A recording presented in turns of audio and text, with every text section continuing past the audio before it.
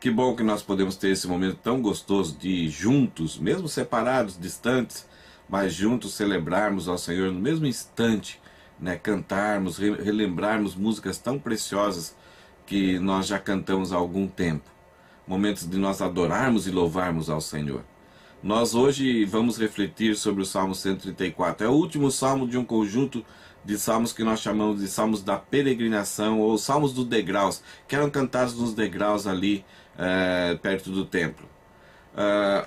Para lembrarmos um pouco sobre esse conjunto de salmos, então só vamos pensar nos últimos que nós trabalhamos.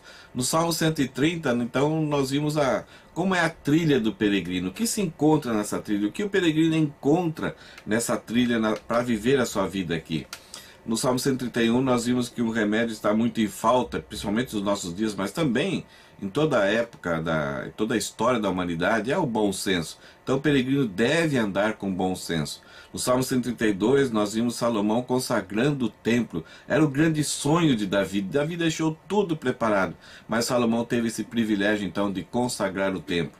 O Salmo 133 então vai mostrar a alegria de Davi, que depois de muitas batalhas sangrentas, muitas dificuldades, muitas rebeliões, ele conseguiu então vencer essa batalha e unificar a nação de Israel, trazer as 12 tribos para serem uma só nação e terem um lugar somente de adoração que Deus já tinha estabelecido. Não era o desejo simplesmente do coração de Davi, mas Deus tinha estabelecido desde antes, já com Moisés.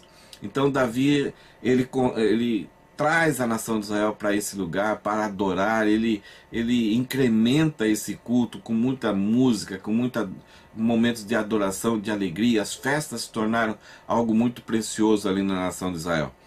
Então, no Salmo 134 que nós vamos ver hoje, é a adoração, é a alegria. Davi, quando ele via a nação de Israel, os peregrinos chegando de longe, se abraçando, se conhecendo, eles vinham não somente por causa da bebida, da comida, das festas, do momento de estar ali, conhecer, mostrar Jerusalém para os filhos, talvez pela primeira vez, mas a razão principal é que ali em Jerusalém a nação de Israel podia desfrutar e absorver a adoração, ser beneficiado por aquele momento de juntos, de tão distantes, estarem adorando o único e Senhor Deus verdadeiro.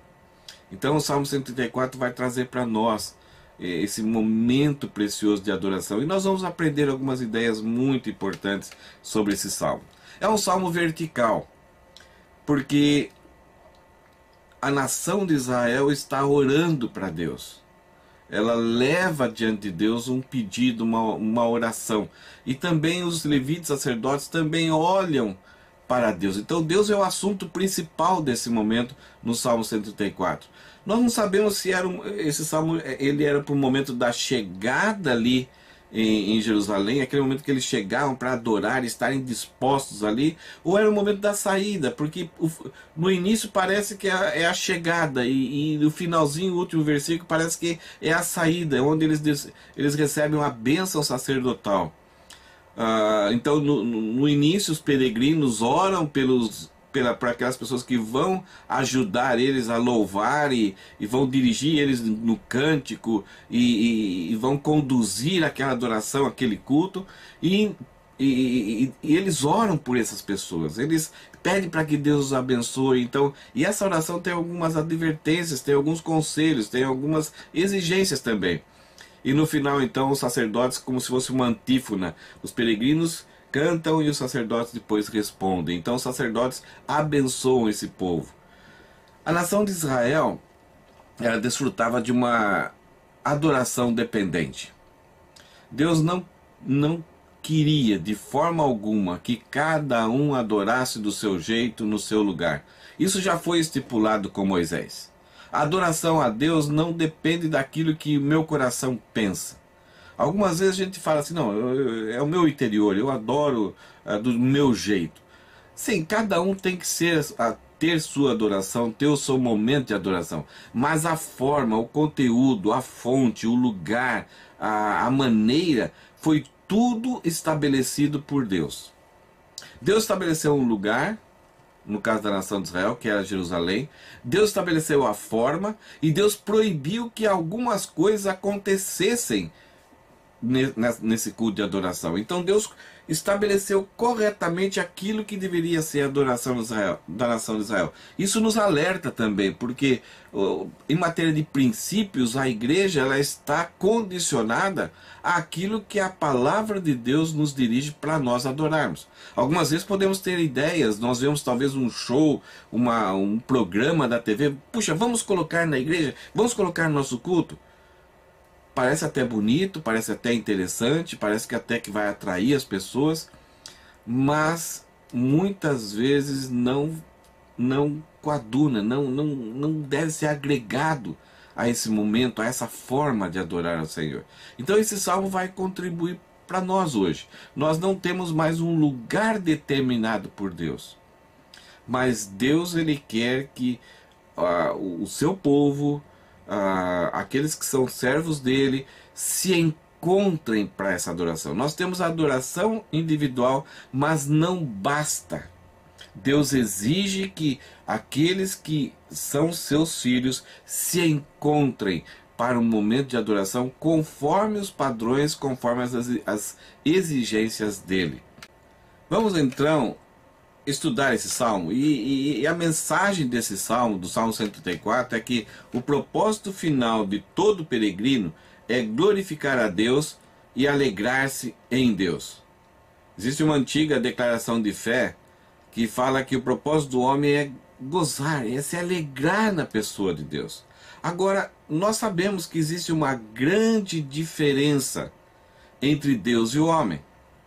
Essa diferença é contra o homem, porque quando o homem pecou, ele entrou num estado de miséria e um estado de rebeldia contra Deus, num estado de impureza, num estado de depravação total do seu ser. Não consegue oferecer nada que agrade e que seja puro diante de Deus. E por causa da santidade e da justiça de Deus, Deus é contra o homem. A ira de Deus se revela contra o homem.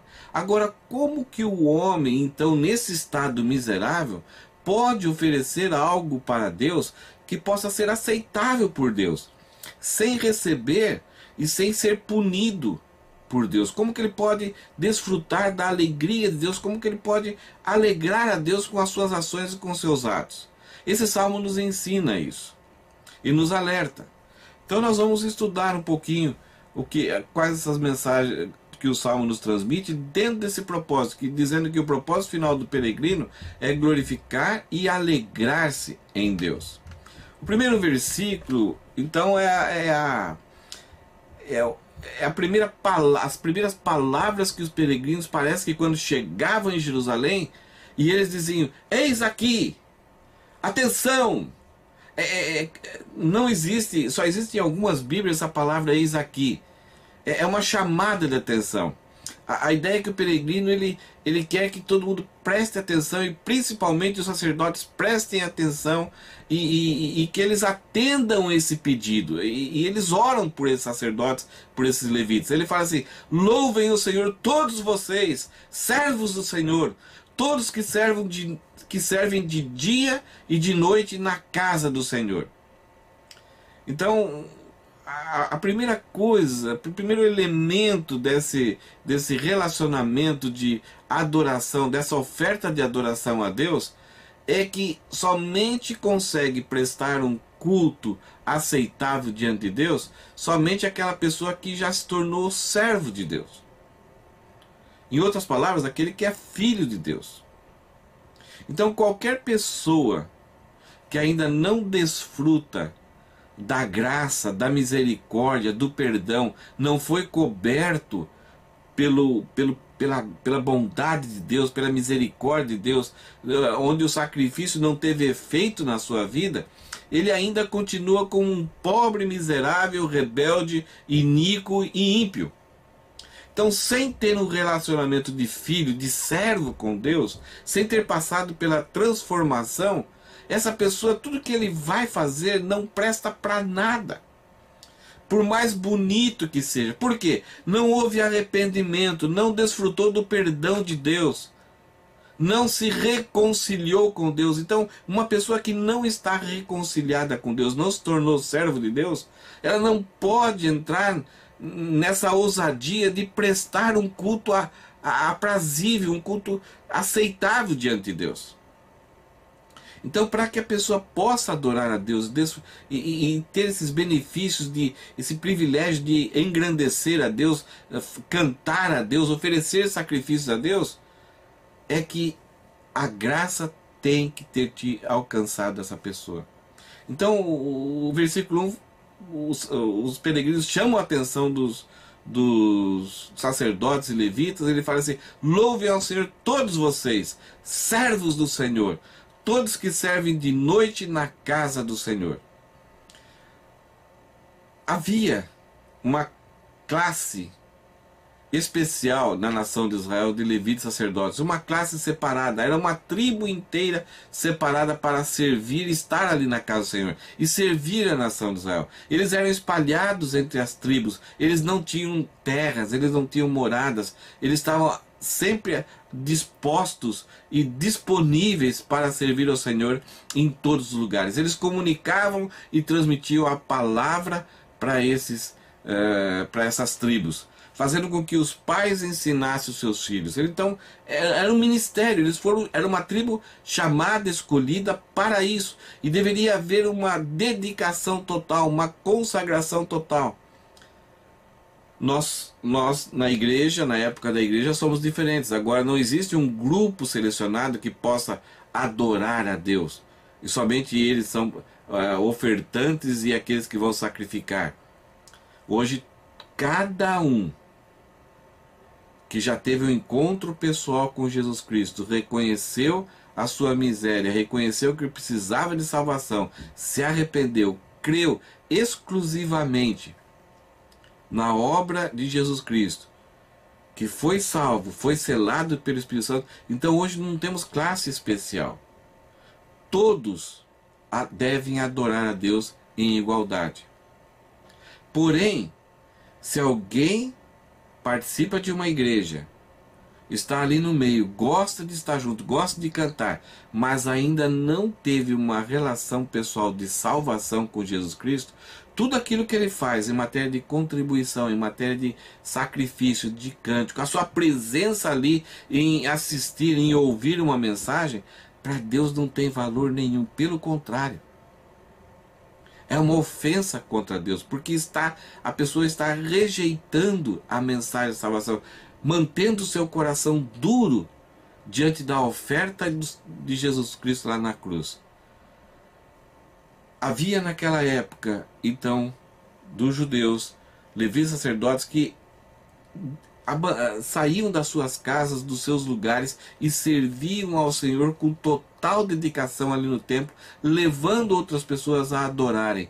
Hoje, cada um de nós temos esse privilégio, desde que esse privilégio será aceito por Deus a partir do momento que o nosso relacionamento seja de pai e filho. Se somos simplesmente participantes, mas não houve regeneração no nosso coração, todo esse trabalho é em vão e não é aceito por Deus. Pense nisso. Pense se você está gastando o seu tempo sem ter um relacionamento com Deus. Pense se em algum momento você já reconheceu a sua necessidade e creu na morte de Jesus Cristo, na ressurreição dele, e creu que Jesus Cristo é o único que pode salvar. E a salvação é pela graça, mediante simplesmente a fé. Reveja a sua vida nesse momento, para que o seu louvor possa ser aceitável diante de Deus. O segundo versículo fala a seguinte: o povo chega para os levitas sacerdotes e fala o seguinte: levantem suas mãos para o santuário e louvem o Senhor. Esse é um convite, e muitas pessoas conhecem esses salmos. E quando vamos ao culto, então nós temos pessoas que têm relacionamento com Deus. E no momento de adoração, no momento de uma mensagem, nós pronunciamos frases de amém, glória a Deus. levantamos nossas mãos, choramos e temos um momento assim de entrega emocional, espiritual diante de Deus. Então, muitos judeus entendiam isso e faziam esses gestos, né, de levantar as mãos, de ter movimento físico e dizer palavras bonitas. Mas a ideia aqui desse salmo não está tanto no movimento físico. Quando ele fala, levante suas mãos para o santuário e louve a Deus, essa não é uma melhor tradução. Verifique em algumas outras traduções que vão dizer o seguinte: levante suas mãos santas.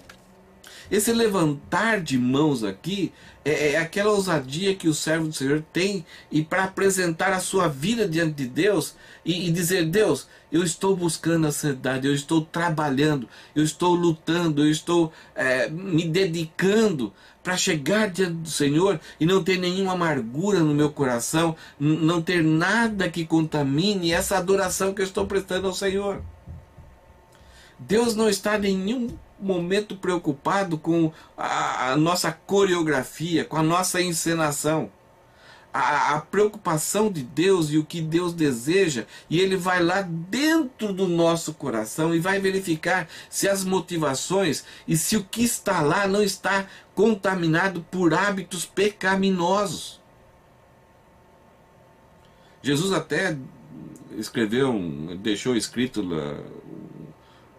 Jesus não escreveu, mas ele deixou registrado, um dos apóstolos que escreveram os evangelhos registraram isso, que Jesus fala em Mateus 17: se vieres, pois, oferecer o seu sacrifício diante de Deus, e na hora de oferecer aquela oferta, e lembrares que teu irmão tem alguma coisa contra ti, deixa ali a tua oferta, o teu culto, o seu trabalho, deixa ali, volta, reconcilia-te primeiro com teu irmão, e volta então e presta o teu culto.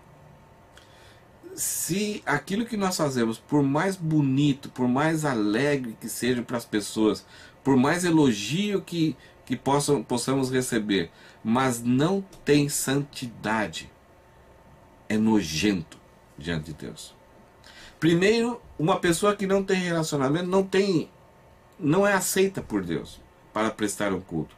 E também nós que já temos o relacionamento, mas as nossas mãos estão sujas de hábitos pecaminosos. Nós, alguns minutos antes, pronunciamos palavras torpes, mentira, ira, gracejos. E 2 minutos depois chegamos diante de Deus e prestamos um culto cheio de coreografia, cheio de palavras bonitas e enriquecedoras. Isso é nojento diante de Deus. Então o povo aqui está dizendo para os sacerdotes: levantem suas mãos santas, se apresentem em santidade para o santuário, e então louvem a Deus. O primeiro versículo fala que somente aquele que tem um novo nascimento, um relacionamento de filho com Deus, pode prestar um culto a Ele. E o filho que presta culto a Ele, todas as tarefas, todas as atividades somente vão ser aceitas por Deus se houver santidade. E aí então os sacerdotes retornam com uma bênção. Então os sacerdotes dizem em voz alta para o povo: de Sião os abençoe o Senhor, que fez os céus e a terra. Primeiro, para uma adoração aceitável diante de Deus, precisa haver um relacionamento de pai e filho. Segundo lugar, para haver um culto aceitável, uma adoração aceitável diante de Deus, tem que haver santidade. Mas não somente naquele momento. Tem que ser uma vida que caminha em santidade no dia a dia. Não é chegar no estacionamento da igreja ou nas portas da igreja e remover o pecado. Não, o pecado tem que ser removido no dia a dia. Tem que ter uma luta de santidade. Para que quando chegue ali, nós não precisamos entrar na igreja lá com esses álcool que estamos usando hoje em dia. Então eu cheguei na igreja, deixa eu limpar as mãos. Não, as mãos têm que ser limpas no dia a dia, nas nossas atitudes. Então, em primeiro lugar, Temos que ter um relacionamento de pai e filho. Segundo lugar, as nossas mãos têm que ser mantidas limpas no dia a dia, para que possamos então, com honestidade, sem hipocrisia, estar louvando a Deus. E em terceiro lugar, o culto aceitável é quando Deus nos capacita. É muito importante nós nos dedicarmos e fazermos a obra do Senhor sem relaxamento, sem preguiça. Nós temos que dedicar ao máximo. Existe até uma maldição para aquele que faz a obra do Senhor de forma relaxada. Nós temos que dar o melhor de nós. Mas não podemos nunca desprezar a capacitação, a orientação de Deus. Essa bênção que vem do Senhor, para podermos ter palavra de sabedoria, para podermos ser capacitados a dirigir o povo, abençoar o povo, abençoar outras pessoas. Então, nesses momentos, poderá haver até emoções, poderemos levantar as mãos, poderemos até dançar, nos alegrarmos, mas se isso não for por causa da bênção e da capacitação de Deus na nossa vida, também não passa de hipocrisia. E essa capacitação só vem de Sião. Essa capacitação sobrenatural. Então, o louvor é sobrenatural, a oração é sobrenatural, a leitura bíblica é sobrenatural, a mensagem é sobrenatural. E aquele momento do encontramento do povo de Deus é um encontro sobrenatural.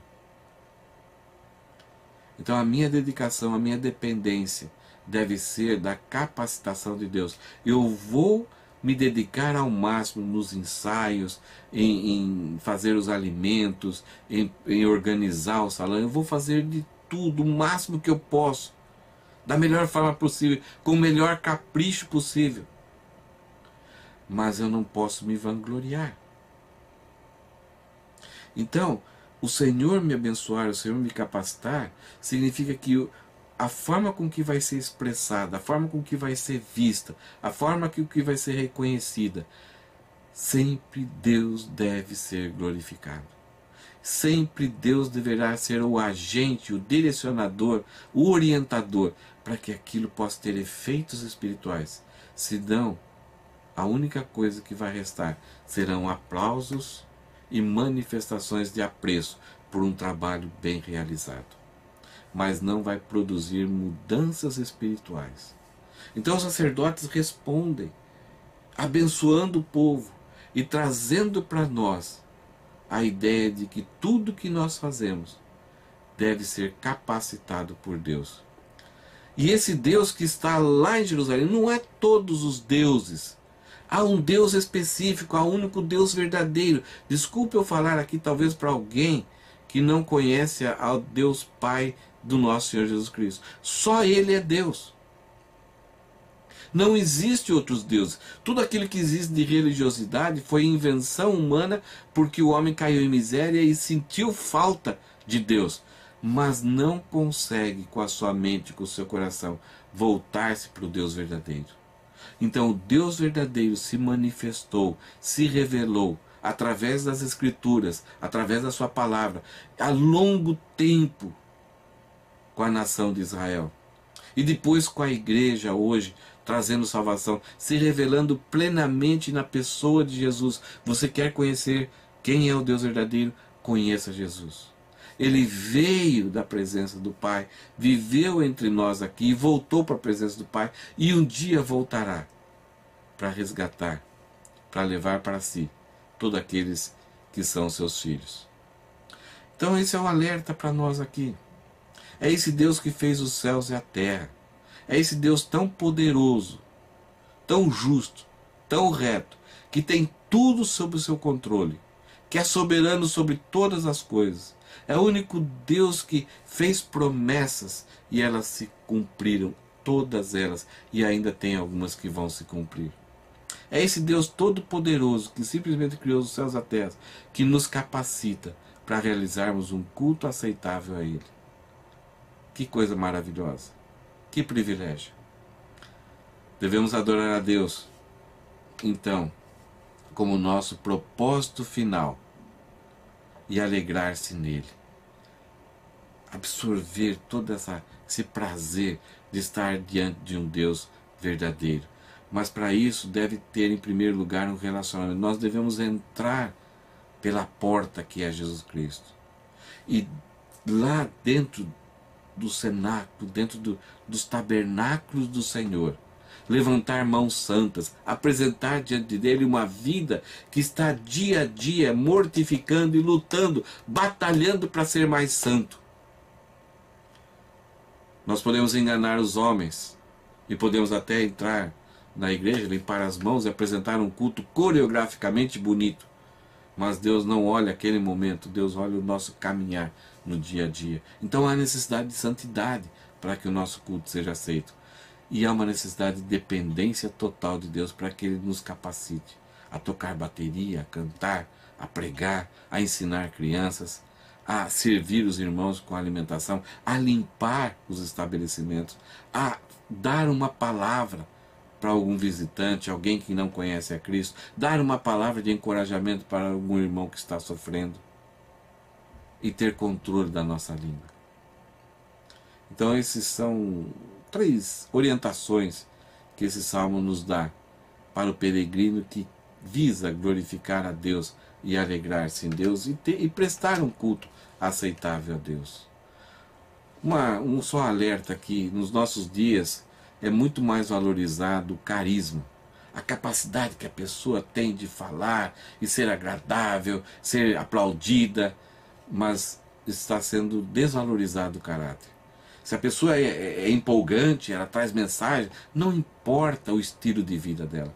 E muitos escândalos têm acontecido e têm manchado o evangelho por causa disso. Pessoas que eram valorizadas, cresceram em poder e em riqueza por causa do evangelho, de repente enfrentam escândalos. E aí vão mostrar que o caráter da vida delas era muito sujo, não havia caráter. Não apresentava mãos santas. Em alguns casos até duvidamos se ela realmente tinha um relacionamento com Deus. Então, tudo que se fazia era de forma artística, era uma coreografia. Que triste. É necessário nós termos um certo carisma, mas em primeiro lugar temos que desenvolver um caráter que seja aceitável para Deus. Quando estudamos a vida de Paulo, a impressão que temos é o grande apóstolo Paulo, que chegava e cativava as multidões. Mas quando estudamos a segunda carta de Corinto e vemos as acusações que a igreja de Corinto faziam contra Paulo, nós percebemos que Paulo era uma pessoa, talvez, miudinha, raquítica, talvez ainda permaneceu a enfermidade que ele tinha nos olhos, que isso causava vergonha, o seu jeito de falar não era empolgante. E os coríntios, por conhecerem os filósofos gregos, eles deram a ideia, quando retrucavam Paulo, que eles tinham até vergonha de levar alguém para ouvir Paulo falar. E o próprio Paulo fala que ele não fazia nada que não fosse pela capacitação do Senhor. Mesmo naquela fraqueza, ele percebia que Deus o fortalecia, porque ele procurava mortificar, escravizar o seu próprio corpo e apresentar como uma pessoa aprovada diante de Deus. Sempre, em nada do que ele queria fazer, não continha a capacitação de Deus. Então valorize mais o caráter do que o carisma. Quando você tem um caráter, a capacitação é natural de Deus. Deus vai te capacitar, vai dar ousadia, coragem, e você vai falar não procurando seus aplausos, porque está fazendo algo que agrada a Deus, algo que é certo, algo que é da vontade de Deus. Olha só, Jesus com a mulher samaritana, o que ele falou para ela? Versículo 23. Mas está chegando a hora, e Jesus fala, e de fato já chegou, em que os verdadeiros adoradores adorarão o Pai em espírito e em verdade. É lá nesse lugar que Deus vai verificar, vai checar, vai fazer um cacunim para ver se a nossa adoração é genuína, é verdadeira, é honesta e se deve ser aceitável. E é em verdade, isto é, não é algo inventado por nós, mas é em verdade, isto é, tem a teologia correta, tem o ensinamento correto da ideia de que nós somos pecadores e precisamos da graça, do sacrifício e da ressurreição de Jesus. Não é simplesmente elaborações teatrais, mas é um culto cristocêntrico. Número 6, a coisa muito bonita, Deus mandou e designou que Arão e seus filhos abençoassem o povo. E eu gostaria de terminar esse culto, essa reflexão de hoje, lendo essa bênção. Como nós vimos nos Salmos, os peregrinos clamavam: eis aqui, ei, preste atenção, levante as suas mãos, louvem ao Senhor, vocês que servem ao Senhor, levante suas mãos santas. E os sacerdotes: que o Senhor os abençoe desde Sião, do lugar específico, e o Senhor que é Criador dos céus e da terra. Então, como os sacerdotes abençoaram o povo, eu gostaria de ler essa mensagem, para que eu e você sejamos abençoados e tenhamos essa certeza que somos filhos de Deus, que estamos caminhando em santidade e que deveremos sempre ser capacitados por Deus para sermos aceitos e prestarmos um culto a Ele. Olha só que Moisés escreveu em Números capítulo 6, versículo 24.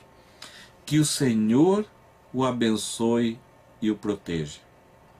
Que o Senhor olhe para você com favor e lhe mostre bondade.